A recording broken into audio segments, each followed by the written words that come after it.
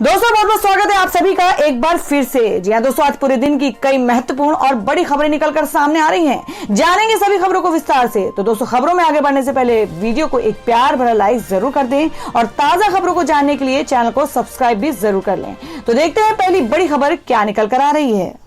दोस्तों आज की पहली बड़ी खबर निकल कर आ रही है। किसान आंदोलन के बीच व्यापारियों का भारत बंद, आज नहीं चलेंगे 40 लाख वाहन, 1500 जगहों पर धरना। जी हां, आपको बता दें कि दिल्ली में चल रहे किसान आंदोलन और कई राज्यों में चुनावी तैयारियों के बीच व्यापारियों ने 26 फरवरी यानी आज शुक्रवार को भारत बंद का ऐलान किया है। जीएसटी के प्रावधानों की समीक्षा की मांग को लेकर आयोजित हो रहे इस बंद में देश भर के व्यापारिक एसोसिएशनों के समर्थन के दावे किए गए हैं। बंद का आह्वान confederation of all India traders ने किया है। आपको बता दें कि पेट्रोल और डीजल की कीमतों में तेजी के विरोध तथा ई-वे बिल कानूनों को खत्म करने को लेकर all India transport welfare association ने भी भारत बंद का समर्थन किया है। एसोसिएशन ने देश भर में चक्का जाम करने की भी घोषणा की गई है। नेताओं ने दावा किया है कि इस बंद में देश भर के 8 करोड़ से ज्यादा व्यापारी शामिल रहेंगे।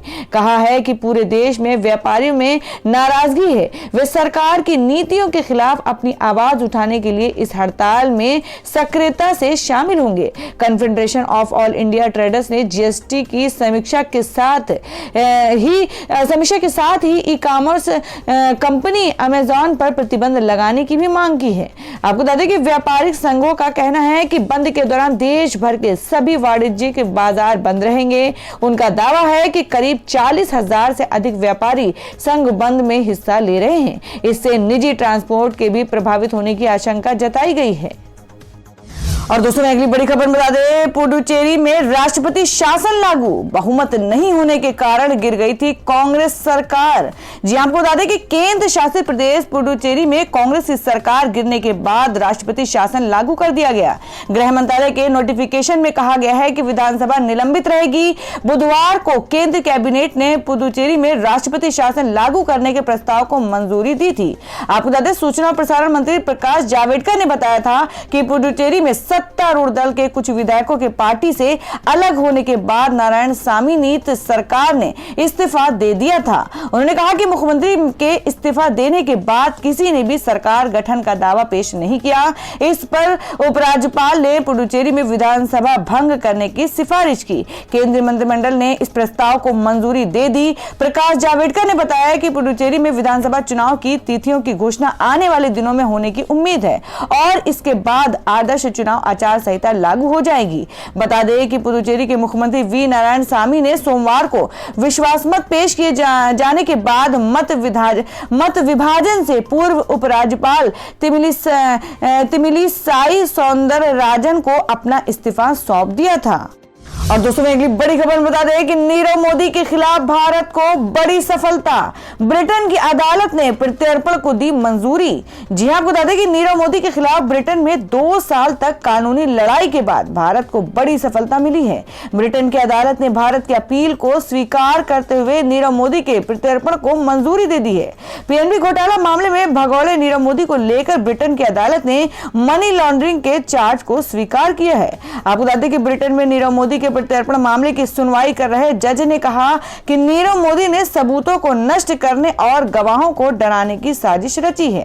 कोर्ट ने अपने फैसले में कहा है कि नीरव मोदी के खिलाफ भारत में एक मामला है जिसका उन्हें जवाब देना है। फैसले में नीरव मोदी के खिलाफ गवाहों को डराने की साजिश रचने और सबूतों को नष्ट करने की बात भी की गई है। आपको बता दें कि वेस्टमिनिस्टर मजिस्ट्रेट कोर्ट के डिस्ट्रिक्ट जज ने यह भी स्वीकार किया है कि नीरव मोदी के खिलाफ प्रथम दृष्टया मनी लॉन्ड्रिंग का मामला बनता है। कोर्ट ने कहा इनमें से कई मामले में भारत में ट्रायल होना है। मैं फिर से संतुष्ट हूं कि ऐसे कई सारे सबूत हैं, ये बताते हैं कि वह दोषी हो सकते हैं।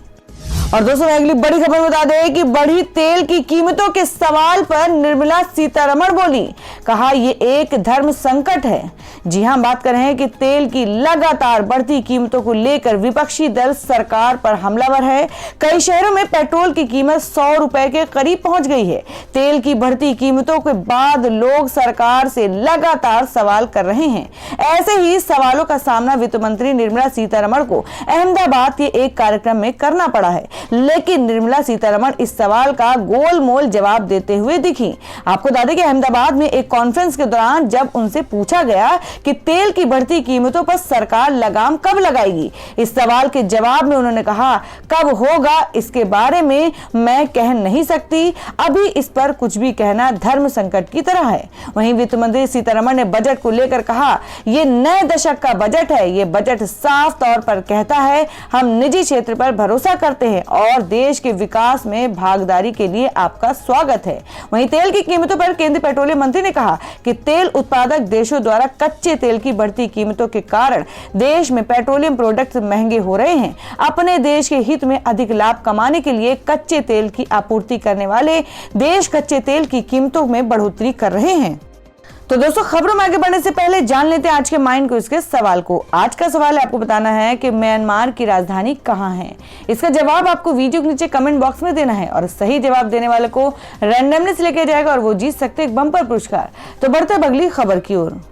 और दोस्तों, अगली बड़ी खबर बता दें कि सीएम केजरीवाल की सुरक्षा पर दिल्ली पुलिस की सफाई, कहा Z+ बरकरार, नहीं घटे कमांडो। जी हां, बात कर रहे हैं कि गुजरात में हाल ही में नगर निगम चुनाव के नतीजे आए थे जिसमें आम आदमी पार्टी ने भी अच्छा प्रदर्शन किया।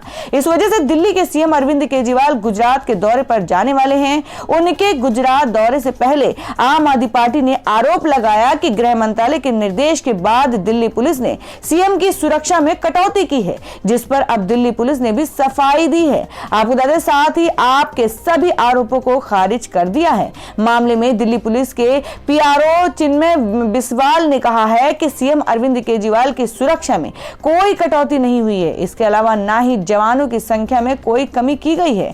मौजूदा वक्त में सीएम को Z+ सुरक्षा दी गई है, जिसमें pilot, escort, close production team, house guard, spotter, 47 सादे सुरक्षा कर्मियों के रूप में सर्च फ्रिस्किंग स्टाफ और सीआरपीएफ के 16 वर्दीधारी पुलिसकर्मी शामिल हैं। वहीं जो 4 कमांडो हटाए गए थे वो एक सामान्य प्रक्रिया है, उनकी जगह पर 4 नए कमांडो को तैनात किया गया है। बता दें कि आम आदमी पार्टी के नेता सौरभ भारद्वाज ने कहा कि दिल्ली के मुख्यमंत्री अरविंद केजरीवाल के ऊपर कई बार हमले हो चुके हैं। इस बात से सभी अवगत है। एक बार तो उनके ऊपर सचिवालय में हमला हुआ, जबकि एक बार उनके घर में एक शख्स जिंदा कारतूस लेकर घुस गया था। हाल ही में गुजरात में 6 नगर निगमों के चुनाव हुए थे, जिसमें आपने शानदार प्रदर्शन किया। अब जब सीएम केजरीवाल गुजरात के दौरे पर जा रहे हैं तो उनकी सुरक्षा में दिल्ली पुलिस और गृह मंत्रालय ने कमी कर दी है। और दोस्तों, अगली बड़ी खबर निकल कर आ रही है। आपको बता दें कि मुकेश अंबानी के घर के बाहर मिली संदिग्ध कार, 20 जिलेटिन की छड़ें बरामद, मचा हड़कंप। जी हां, आपको बता दें कि देश के प्रमुख उद्योगपति रिलायंस इंडस्ट्रीज के चेयरमैन एवं दुनिया के सबसे अमीर लोगों में से एक मुकेश अंबानी के घर अंटिलिया के बाहर एक संदिग्ध स्कॉर्पियो कार पाई गई। कार में जिलेटिन की 20 छड़ें मिली हैं। इस घटना के बाद अंटिलिया के बाद सुरक्षा बढ़ा दी गई है और पुलिस संदिग्ध कार खड़ी करने वाले की तलाश में जुट गई है। आपको बता दें कि गुरुवार शाम को दक्षिण मुंबई के पैडा रोड इलाके में स्थित अंटिलिया इमारत से करीब 200 मीटर दूर एक संदिग्ध कार खड़ी दिखाई दी। काफी देर से ये कार खड़ी देख मुकेश अंबानी की इमारत के सुरक्षा कर्मियों ने पुलिस को सूचित किया। जल्दी ही स्थानीय पुलिस के अलावा स्नीफर डॉग स्क्वाड, बम निरोधक दस्ता एवं आतंकवाद निरोधक दस्ता ATS की टीम भी मौके पर पहुंच गई। बम डिटेक्शन एवं डिस्पोजल स्क्वाड ने गाड़ी का दरवाजा खोलकर जांच शुरू की तो उसे गाड़ी में जिलेटिन की 20 छड़ें प्राप्त हुई। आपको बता दें कि जिलेटिन विस्फोट के काम में लाया जाता है। महाराष्ट्र के गृह मंत्री अनिल देशमुख ने भी इस बात की पुष्टि की है कि अंबानी के घर के नजदीक एक स्कॉर्पियो कार में जिलेटिन की 20 छड़ें पाई गई हैं। मुंबई पुलिस की अपराध शाखा पूरे मामले की जांच कर रही है। अभी तक इस मामले में किसी की गिरफ्तारी नहीं हो पाई है, पर इस मामले के हर पहलू की जांच की जा रही है। बता दें कि मुंबई में हाजी अली एवं महालक्ष्मी मंदिर चौराहे से गिरगांव चौपाटी की ओर जाने वाले व्यस्तम मार्ग पैडा रोड के नाम से जाना जाता है। इस रोड से अंदर गई कार्मिकेल रोड पर मुकेश अंबानी की चर्चित बहुमंजिला अंटिलिया इमारत है। इस इमारत में 2 गेट है जहां बड़ी संख्या में सुरक्षा कर्मी मौजूद रहते हैं। संभवतः इसलिए कार खड़ी करने वाले ने इमारत के गेट से करीब 200 मीटर की दूरी पर यह कार खड़ी की थी ताकि वह अंटिलिया की सुरक्षा कर्मियों की निगाह में आने से बच सकें। और दोस्तों मैं अगली खबर में आपको बता दें जो कि मध्य प्रदेश में है कि एमपी में अब इन 100 नई जगहों पर मिलेगा 10 रुपए में खाना। सीएम आज करेंगे दीनदयाल रसोई का उद्घाटन। जी हां, आपको बता दें कि मध्य प्रदेश में अब 100 और जगहों पर गरीबों को महज 10 रुपए में खाना मिलेगा। जी हां, मुख्यमंत्री शिवराज सिंह चौहान आज 100 नई रसोई का उद्घाटन करने वाले हैं। ये रसोई दीनदयाल अंत्योदय रसोई योजना के दूसरे चरण में बनाई गई है। सीएम दोपहर 3 बजे भोपाल के मिंटो हॉल से इन केंद्रों का वर्चुअल शुभारंभ करेंगे। इस मौके पर मुख्यमंत्री इंदौर, उज्जैन, मुरैना, धार और छतरपुर जिले के रसोई केंद्रों पर कुछ लोगों से बात भी करेंगे। आपको बता दें कि आज शुरू होने वाली ये रसोई केंद्र 52 जिला मुख्यालयों और 6 धार्मिक नगर मैहर, ओंकारेश्वर, महेश्वर, अमरकंटक, ओरछा और चित्रकूट में संचालित खोले जा रहे कार्यक्रम को नगरीय विकास एवं आवास मंत्री भूपेंद्र सिंह और नगरीय विकास एवं आवास राज्य मंत्री ओपीएस भदौरिया भी संबोधित करेंगे।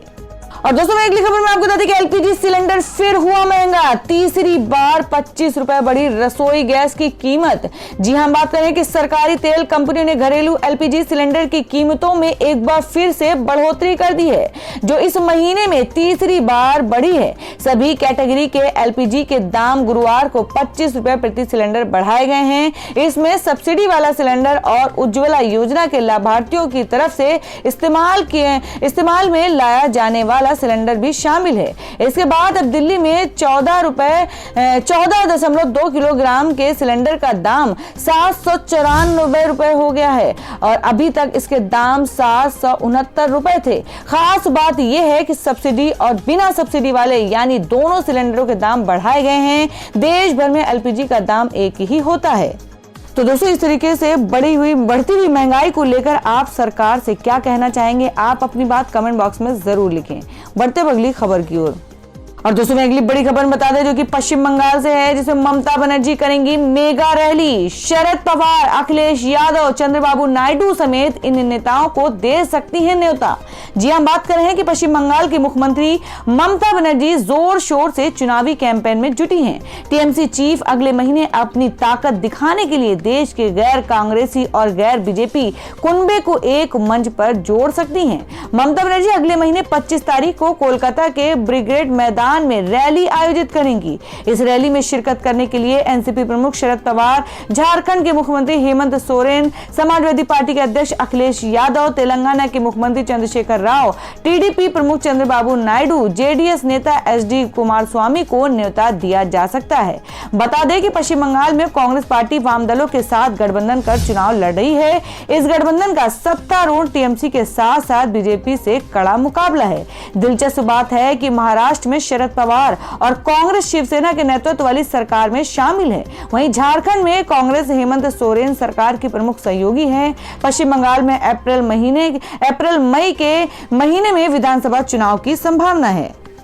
और वहीं अगली खबर बता दें कि पश्चिम बंगाल में रैली की इजाजत ना मिलने पर नाराज ओवैसी बोले, ऐसे में स्वतंत्र और निष्पक्ष चुनाव कैसे होगा?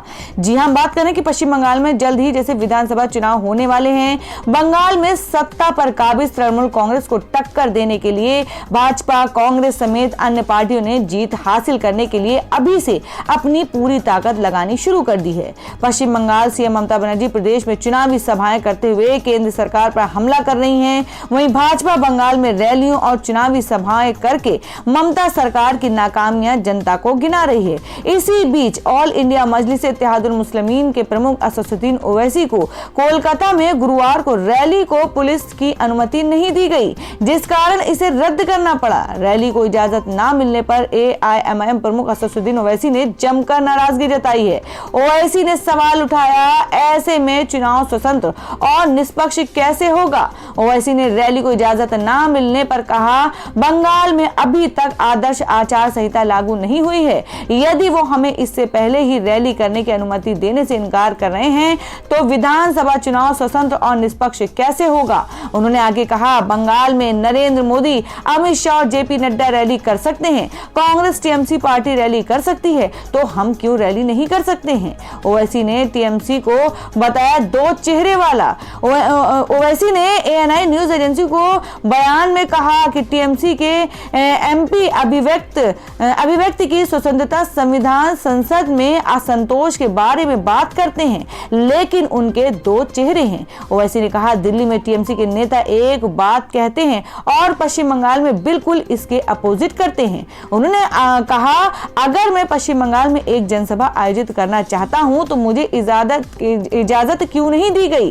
टीएमसी को ओवैसी की पार्टी ने चुनौती दी। बता दें कि ओवैसी को बंगाल में मेलिया ब्रुज क्षेत्र जो अल्पसंख्यक बहुल है, वहां अपनी पार्टी के चुनाव प्रचार के लिए ये रैली आयोजित करनी थी, लेकिन ओवैसी की AIMM को परमिशन नहीं दी गई। पार्टी सचिव जमीर उल हसन ने बताया कि रैली के लिए 10 दिन पहले ही हमारी पार्टी ने एप्लीकेशन दी थी, लेकिन बुधवार को रैली के ठीक एक दिन पहले पुलिस ने बताया कि पार्टी को रैली करने के लिए इजाजत नहीं दी जाएगी। उन्होंने कहा, हम टीएमसी की इन चालों के आगे झुकेंगे नहीं। जल्द ही हम इस चुनावी रैली की नई तारीख के बारे में सूचित करेंगे।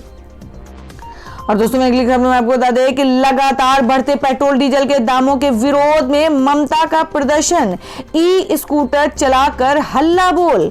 जी हां, आपको बता दें कि केंद्र सरकार द्वारा लगातार बढ़ते पेट्रोल और डीजल के दामों ने आम नागरिक का बजट हिला दिया है, जिसके खिलाफ पश्चिम बंगाल की सीएम ममता बनर्जी सड़क पर विरोध प्रदर्शन कर रही हैं। वहीं विरोध के तौर पर अपने घर से बैटरी से संचालित ई स्कूटर में सवार होकर नबन्ना तक पहुंची। इस दौरान उन्होंने अपने फेसबुक अकाउंट के जरिए लाइव प्रदर्शन भी किया। उन्होंने अपने फेसबुक पर कुछ फोटो शेयर कर लिखा कि पेट्रोल के बढ़ते दाम की वजह से आम जनता दैनिक परिवहन की मार झेल रही है। केंद्र सरकार की जन विरोधी नीति की मैं एक के बाद एक कड़ी निंदा करती हूं। पेट्रोल के बढ़ते हुए मूल्य के विरोध में तृणमूल कांग्रेस का आंदोलन आने वाले दिनों में और मजबूत होगा। जी आपको बता दें, उन्होंने आगे कहा कि मैं सभी से अपील करती हूं कि पार्टी के अप्रत्याशित इस अभूतपूर्व मूल्य वृद्धि के विरोध में बाहर आए। और दोस्तों, अगली खबर में जान लेते हैं क्या है देश भर में सोने और चांदी का ताजा भाव। जी आपको बता दें कि सोने का दाम लुढ़का, चांदी की चमक बढ़ी, जाने क्या चल रहे हैं रेट। जी आपको बता दें कि सोने के दाम में गुरुवार को गिरावट दर्ज की गई। HDFC सिक्योरिटीज के मुताबिक राष्ट्रीय राजधानी में सोने का मूल्य 358 रुपए प्रति 10 ग्राम तक लुढ़क गया। इसके साथ ही सोने का दाम 45,959 प्रति 10 ग्राम पर रह गया है। सिक्योरिटीज के मुताबिक वैश्विक स्तर पर बिकवाली से दिल्ली में सोने के दाम में ये गिरावट देखने को मिली। इससे पिछले सत्र में यानी बुधवार को सोने का भाव 46,313 रुपए प्रति 10 ग्राम पर रहा था। हालांकि दूसरी ओर चांदी की कीमत में इजाफा दर्ज किया गया है। HDFC सिक्योरिटीज ने ये जानकारी दी है। और दोस्तों, मैं अगली खबर में जान लेते हैं क्या है देश भर में मौसम के ताजा हालात। जी आपको बता दें कि दिल्ली में 15 साल में सबसे गर्म दिन रहा बुधवार। पूर्वोत्तर के राज्यों में बारिश के आसार। जी हम बात कर रहे हैं कि दिल्ली में बीते 15 साल में फरवरी महीने में बुधवार सबसे गर्म दिन रहा। जी आपको बता दें कि मौसम विज्ञान विभाग IMD ने बताया कि बुधवार को अधिकतम तापमान 32.5 डिग्री सेल्सियस दर्ज किया गया। राष्ट्रीय राजधानी में बुधवार सुबह मौसम गर्म रहने के साथ ही उमस भरा रहा और हवा में आर्द्रता का स्तर 100% तक दर्ज किया गया। वहीं न्यूनतम तापमान सामान्य से 1 डिग्री सेल्सियस अधिक रहा। मौसम विभाग के एक अधिकारी ने कहा कि न्यूनतम तापमान 12 डिग्री सेल्सियस दर्ज किया गया, जो सामान्य से 1 डिग्री सेल्सियस अधिक है। वहीं हवा में आर्द्रता का असर 100% दर्ज किया गया। अधिकतम तापमान मंगलवार को 31.5 डिग्री सेल्सियस दर्ज किया गया था। और वहीं दूसरी ओर मौसम विभाग ने एक प्रेस विज्ञप्ति में कहा कि उत्तराखंड स्थित चमोली में गुरुवार को आंशिक रूप से शाम रात में आसमान में बादल छाए रहेंगे। जिले में अधिक से अधिक हल्की बर्फबारी और जिले के उत्तरी भागों में हल्की वर्षा की संभावना है। इसके साथ ही तपोवन और जोशीमठ के क्षेत्र में आंशिक रूप से बादल छाए रहेंगे। शुष्क मौसम रहने की संभावना है। यहाँ अधिकतम तापमान 23 डिग्री सेल्सियस और न्यूनतम तापमान 8 डिग्री सेल्सियस दर्ज किया जा सकता है। और मौसम विभाग के अनुसार पूर्वोत्तर के असम, अरुणाचल प्रदेश और मेघालय में भी तेज गरज के साथ बारिश हो सकती है। साथ ही जम्मू कश्मीर और लद्दाख में बारिश और आंधी के लिए अलर्ट जारी किया गया है। तो दोस्तों, ये थी अब तक की सभी बड़ी खबरों की अपडेट्स। टुडे ब्रेकिंग न्यूज और लेटेस्ट खबरों को देखने के लिए हमारे चैनल को सब्सक्राइब जरूर कर लें। वीडियो को लाइक और शेयर भी जरूर कर दें अपने दोस्तों और रिलेटिव्स के साथ। तो दोस्तों, फिर मिलेंगे काम की खबरों और सरकारी योजनाओं की एक और नई वीडियो के साथ। तब तक के लिए धन्यवाद दोस्तों।